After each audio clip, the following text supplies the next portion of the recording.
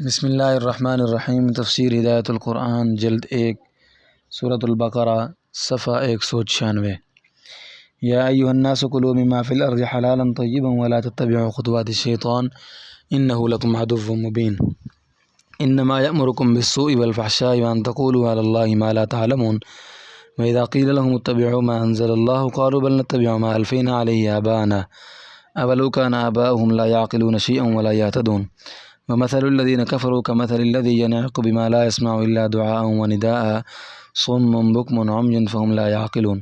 یا ایھا الذین آمنوا کلوا من طیبات ما رزقناکم واشکروا للہ ان کنتم ایاہ تعبدون۔ آیات مبارکہ کا لفظی ترجمہ سماعت کیجیے۔ یا ایھا الناس کلوا مما فی الارض حلالا طیبا ولا تتبعوا خطوات الشیطان انہ لکم عدو مبین۔ اے لوگو، کھاؤ اس سے جو زمین میں ہے حلال پاکیزہ، اور مت پیروی کرو قدموں کی شیطان کے، بے شک وہ تمہارا کھلا دشمن ہے۔ انما یأمرکم بالسوء والفحشاء وان تقولوا علی اللہ ما لا تعلمون، اس کے سوا نہیں کہ حکم دیتا ہے تم کو برائی کا اور بے حیائی کا اور کہنے کا تمہیں اللہ پر جو نہیں جانتے تم۔ وَإِذَا قِيلَ لَهُمُ اتَّبِعُوا مَا أَنزَلَ اللَّهُ قَالُوا بَلْ نَتَّبِعُ مَا أَلْفَيْنَا عَلَيْهِ آبَاءَنَا، اور جب کہا جاتا ہے ان سے پیروی کرو اس کی جو اتارا اللہ نے، کہتے ہیں وہ بلکہ پیروی کرتے ہیں ہم اس کی جو پایا ہم نے اس پر ہمارے باپ دادوں کو۔ اولو کان آباؤہم لا یعقلون شیئا ولا یہتدون، کیا اگرچہ ہوں ان کے باپ دادا نہ سمجھتے ہوں کچھ اور نہ راہ ہوں۔ ومثل الذین کفروا کمثل الذی ینعق بما لا يسمع الا دعاء ونداء، اور حالت ان کی جنہوں نے اسلام قبول کیا جیسے حالت اس کی جو چیخ کر ڈانٹتا ہے اس جانور کو جو نہیں سنتا مگر پکارنا اور بلانا۔ بہرے گونگے، صم بکم عمي فهم لا يعقلون، بہرے گونگے اندھے ہیں پس وہ نہیں سمجھتے۔ یا ایھا الذین آمنوا کلوا من طیبات ما رزقناکم واشکروا للہ ان کنتم ایاہ تعبدون۔ اے لوگو جو ایمان لائے، کھاؤ پاکیزہ چیزوں سے جو روزی دی ہم نے تم کو، اور شکر بجا لو اللہ کا اگر ہو تم اس کی عبادت کرتے۔ مختصر ترکیب سماعت کیجیے۔ یا ایھا الناس عام خطاب ہے مگر روح سخن کفار کی طرف ہے۔ حلالا ما کا حال ہے اور طیباً اس کی تاکید ہے، اور اس میں حلت کی علت کی طرف اشارہ ہے۔ ان تقولوا ان مصدریہ ہے اور جملہ بتعبیر مصدر ہو کر السو پر معطوف ہے۔ ناقن چیخنا چلانا، ناقہ بغنمہ بکریوں کو چیخ کر ڈانٹنا۔ حلال کو حرام کرنا شرک ہے مگر مشرکین باز نہیں آئیں گے، البتہ مومنین ایسا نہ کریں۔ مشرکین بتوں کے نام پر جانور چھوڑتے تھے اور ان سے فائدہ اٹھانا حرام سمجھتے تھے، یہ بھی ایک طرح کا شرک ہے۔ تعلیل و تحریم کا اختیار اللہ کا ہے، اس سلسلہ میں کسی کی بات ماننا اس کو اللہ کے برابر ٹھہرانا ہے۔ جو شرک ہے ان آیات میں اس کی ممانعت ہے۔ فرماتے ہیں زمین میں جو کچھ ہے اس میں سے جو حلال پاکیزہ ہیں اس میں سے کھاؤ، شیطان کی پیروی میں اس کو حرام مت کرو، وہ تمہارا کھلا دشمن ہے۔ وہ برائی، بے حیائی اور اللہ کی طرف ایسی بات منسوب کرنے ہی کا حکم دیتا ہے جس کا تمہیں کچھ علم نہیں، مگر مشرکین اللہ کے احکام کے مقابلہ میں باپ دادوں کی پیروی کرتے ہیں، قوم کی ریت اپنائے ہوئے ہیں، حالانکہ ان کے اسلاف نہ سمجھ اور نہ ہدایت یافتہ تھے، بس ان کی پیروی کا کیا جواز ہے۔ مگر کفار بات کہاں سنیں گے، ان کو ہدایت کی طرف بلانا ایسے ہے جیسے کوئی جانور کو ڈانٹ پکارے جو آواز کے سوا کچھ نہیں سنے گا۔ اسی طرح کافر بھی بہرے ہیں، حق بات نہیں سنیں گے، گونگے ہیں، حق بات نہیں بولیں گے، اندھے ہیں، راہ ہدایت نہیں دیکھیں گے۔ یہی 3 علم فہم کے ذرائع ہیں جو انہوں نے کھو دیے ہیں، پس وہ تو کچھ نہیں سمجھیں گے، البتہ مسلمان سمجھیں، اللہ کا حلال پاکیزہ رزق کھائیں اور اللہ کا شکر بجا لائیں۔ اگر وہ موحد ہیں، کھرے ایماندار ہیں تو نبیوں، ولیوں اور درگاہوں پر جانور چھوڑنے سے اور غیر اللہ کی نیاز بھرنے سے باز آئیں، یہ اللہ کے ساتھ شریک ٹھہرانا ہے، شرک کبھی نہیں بخشا جائے گا۔ یا ایھا الناس کلوا مما فی الارض حلالا طیبا ولا تتبعوا خطوات الشیطان انہ لکم عدو مبین۔ ترجمہ: اے لوگو، زمین میں جو حلال پاکیزہ چیزیں ہیں ان میں سے کھاؤ اور شیطان کے نقش قدم پر مت چلو، یعنی ان کو حرام مت کرو، وہ بالیقین تمہارا کھلا دشمن ہے۔ فائدہ: حلالن کے بعد طیباً آیا ہے، اس میں علت کی طرف اشارہ ہے۔ کھانے پینے کی چیزوں میں وہی چیزیں حلال ہیں جو ستھری پاکیزہ ہیں، خبیث گندی چیزیں حرام ہیں۔ سورۃ الاعراف آیت 156 میں ہے وَيُحِلُّ لَهُمُ الطَّيِّبَاتُ وَيُحَرِّمُ عَلَيْهِمُ الْخَبَائِثَ، وہ حلال کرتے ہیں لوگوں کے لیے پاکیزہ چیزیں اور حرام کرتے ہیں ان پر گندی چیزیں، یہی حلت اور حرمت کی بنیادیں ہیں۔ پھر اس میں اختلاف ہوا کہ اس سلسلہ میں کس کے ذوق کا اعتبار ہے، نبی صلی اللہ علیہ وسلم کے ذوق کا یا عربوں کے ذوق کا۔ احناف ذوق نبوی کا اعتبار کرتے ہیں، اس لیے انہوں نے گوہ کو حرام کہا۔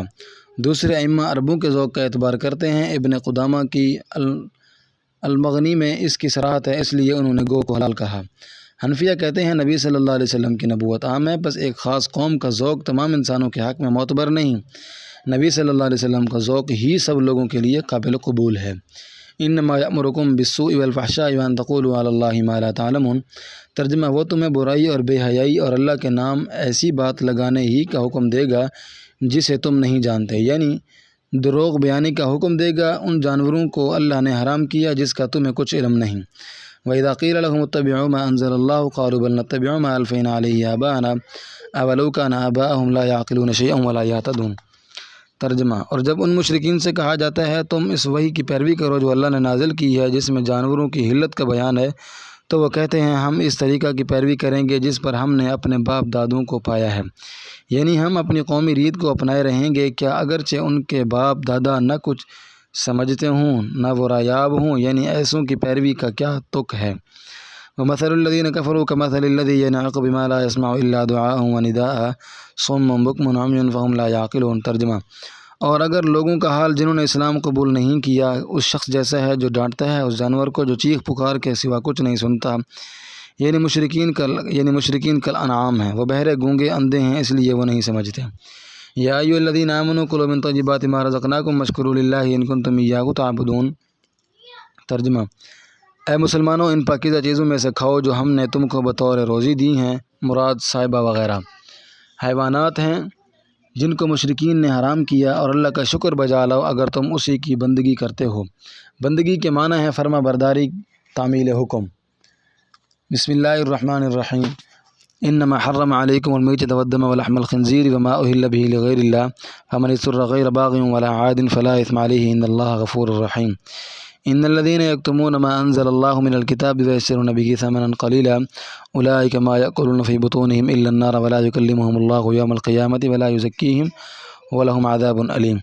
اولئک الذین اشتروا الضلالۃ بالہدی والعذاب بالمغفرۃ فما اصبرهم على النار ذلك بأن اللہ نزل الکتاب بالحق وإن الذین اختلفوا فی الکتاب لفی شقاق بعید۔ آیات مبارکہ کا لفظی ترجمہ سماعت کیجیے۔ انما حرم علیکم المیتۃ والدم ولحم الخنزیر وما اہل به لغیر اللہ فمن اضطر غیر باغ ولا عاد فلا اثم علیہ ان اللہ غفور رحیم۔ اس کے سوا نہیں کہ حرام کیا اللہ نے تم پر مردار کو اور خون کو اور گوشت کو، سور کے اس کو جو پکارا گیا اس کے ذریعے اللہ کے علاوہ کو، پس جو شخص مجبور ہو گیا نہ چاہنے والا اور نہ حد سے بڑھنے والا، پس کوئی گناہ نہیں اس پر، بے شک اللہ تعالیٰ بڑے بخشنے والے بڑے رحم والے ہیں۔ ان الذین یکتمون ما انزل اللہ من الکتاب ویشترون به ثمنا قلیلا، بے شک جو لوگ چھپاتے ہیں اس کو جو اتارا اللہ نے کتاب تورات سے اور خریدتے ہیں وہ اس کے بدل تھوڑی قیمت، یہ لوگ نہیں کھاتے اپنے پیٹوں میں مگر آگ، اور نہیں بات کریں گے ان سے۔ اولئک ما یأکلون فی بطونہم الا النار ولا یکلمہم اللہ یوم القیامۃ ولا یزکیہم ولہم عذاب علیم۔ یہ لوگ نہیں کھاتے اپنے پیٹوں میں مگر آگ، اور نہیں بات کریں گے ان سے اللہ تعالیٰ قیامت کے دن، اور نہیں پاک کریں گے ان کو، اور ان کے لیے سزا ہے دردناک۔ اولئک الذین اشتروا الضلالۃ بالہدی والعذاب بالمغفرۃ، یہی لوگ ہیں جنہوں نے خریدا گمراہی کو ہدایت کے بدل اور عذاب کو مغفرت کے بدل۔ فما اصبرهم على النار ذلك بأن الله نزل الكتاب بالحق وإن الذين اختلفوا في الكتاب لفي شقاق بعید۔ پس کس قدر صبر کرنے والے ہیں وہ دوزخ پر، یہ بات بہین وجہ ہے کہ اللہ نے اتاری کتاب قرآن دین حق پر مشتمل، اور بے شک جنہوں نے اختلاف کیا قرآن میں بھی یقیناً مخالفت میں ہیں دور کے۔ مختصر ترکیب: ما اہلا ما موصولہ ہے، صلہ کے ساتھ المیتہ پر معطوف، اہلا ماضی مجہول، احلال کے اصل معنی ہے چاند دیکھتے وقت آواز لگانا اور پکارنا، پھر ہر آواز لگانے کے لیے اس کا استعمال ہونے لگا۔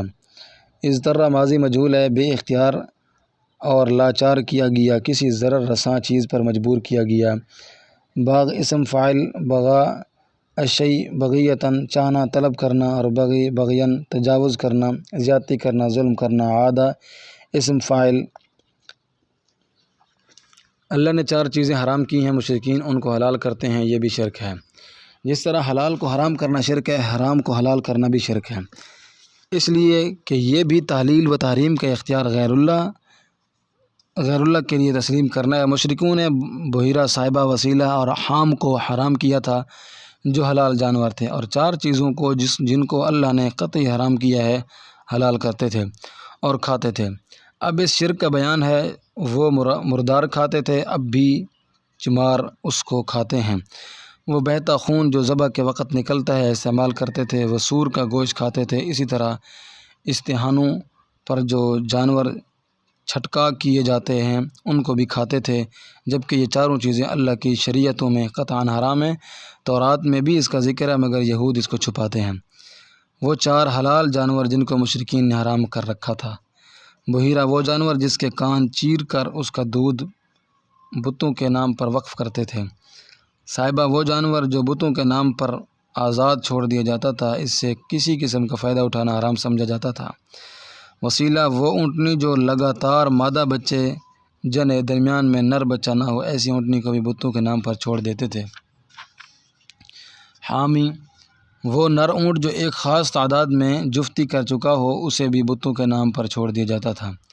وہ 4 چیزیں جو اللہ کی شریعتوں میں قطعی حرام ہیں: نمبر 1، مردار جو جانور خود بخود مر جائے، ذبح کی نوبت نہ ہے، یا غیر شرعی طریقہ پر ذبح یا شکار کیا جائے، مثلاً گلا گھونٹا جائے، یا زندہ جانور کو کوئی عضو کاٹ لیا جائے، یا لکڑی اور پتھر اور غلیل بندوق سے مارا جائے، یا اس پر گر کر، یا کسی جانور کے سینگ مارنے سے مر جائے، یا درندہ پھاڑ ڈالے، یا ذبح کے وقت قصداً تکبیر کو ترک کیا جائے، یہ سب مردار اور حرام ہیں۔ البتہ 2 جانور بحکم حدیث شریف میں اس حرمت سے مستثنیٰ ہیں اور ہم کو حلال ہیں: مچھلی اور ٹڈی۔ فوائد شیخ الہند۔ نمبر 2، خون جو رگوں سے بہتا ہے اور ذبح کے وقت نکلتا ہے، البتہ جو خون گوشت پر لگا رہتا ہے وہ پاک ہے۔ اگر گوشت کو بغیر دھوئے پکا لیا جائے تو اس کا کھانا درست ہے، مگر نظافت سے کے خلاف ہے۔ اور کلیجی اور تلی منجمد خون ہیں، یہ بحکم حدیث شریف حلال ہیں۔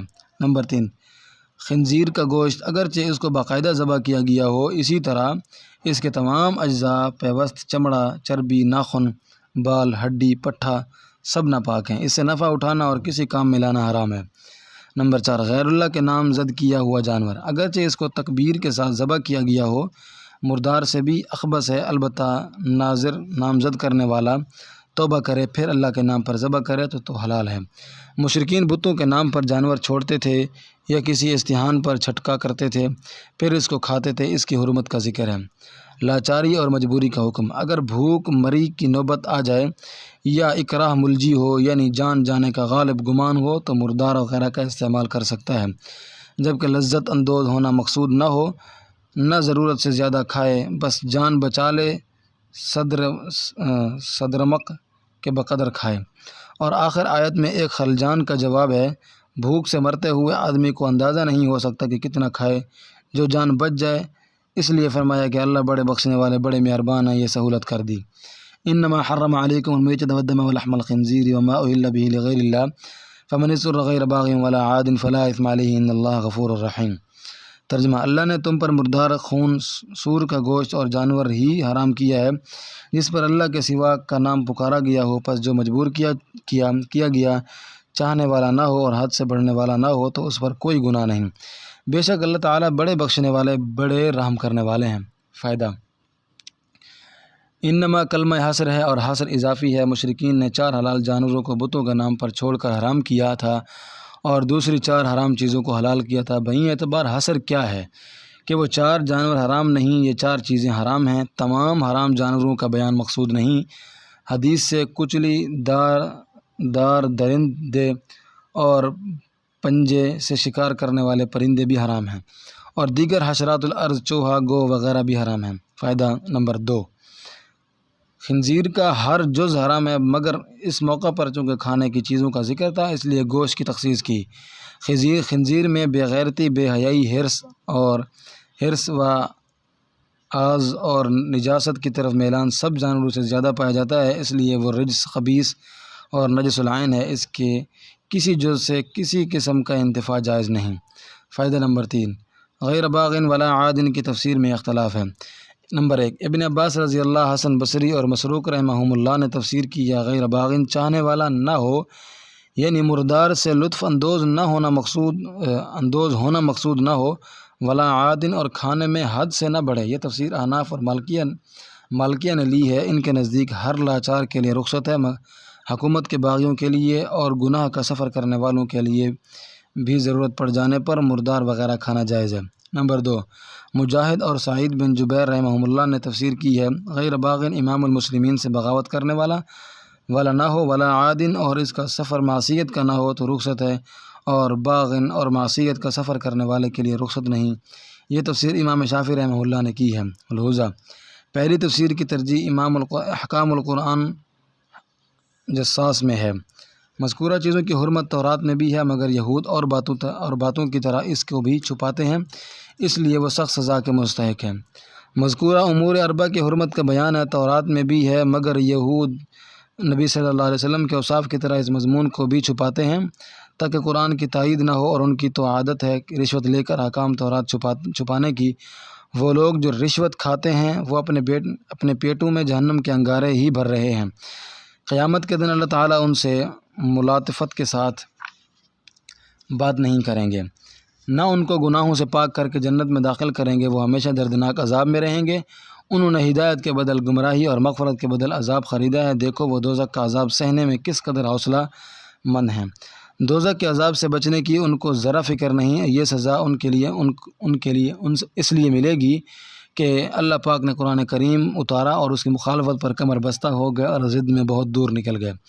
ان الذين يكتمون ما انزل الله من الكتاب ويشترون به ثمنا قليلا اولئك ما يأكلون في بطونهم الا النار ولا يكلمهم الله يوم القيامة ولا يزكيهم ولهم عذاب أليم اولئك الذين اشتروا الضلالة بالهدى والعذاب بالمغفرة فما اصبرهم على النار ذلك بأن الله نزل الكتاب بالحق وان الذين اختلفوا في الكتاب لفي شقاق بعيد۔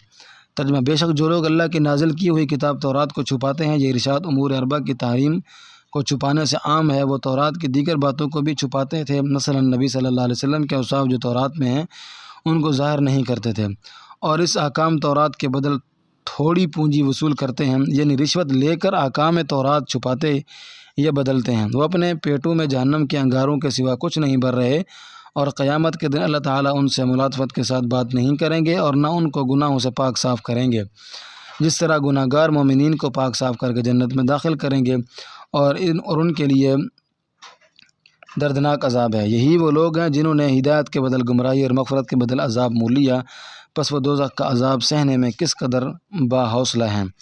یہ سزا اس لیے ہے کہ اللہ تعالیٰ نے دین حق پر مشتمل کتاب اتاری، قرآن کریم نازل کیا، اور جن لوگوں نے اس کتاب کی مخالفت کا رویہ اختیار کیا وہ ضد میں بہت دور جا پڑے، اس لیے ان کی یہی سزا ہے۔ فائدہ، لا یکلمہم اللہ کی دھمکی سے معلوم ہوا کہ ہر کسی کے دل میں اللہ کی محبت راسخ ہے، مگر چنگاری راکھ کے نیچے دبی ہوئی ہے۔ جب موانع مرتفع ہوں گے تو محبت کا ظہور ہوگا، ورنہ یہ دھمکی بے سود ہے، جیسے کفار قیامت میں جمال خداوندی کے دیدار سے محروم رکھے جائیں گے۔ انہم عن ربہم یومئذ لمحجوبون، معلوم ہوا کہ قیامت کے دن ہر سینہ اللہ کی محبت سے ایسا لبریز ہوگا کہ ادنا بے التفاتی بھی ان کے لیے دوزخ کے عذاب سے زیادہ جاں کا ہوگی۔ واللہ اعلم بالصواب۔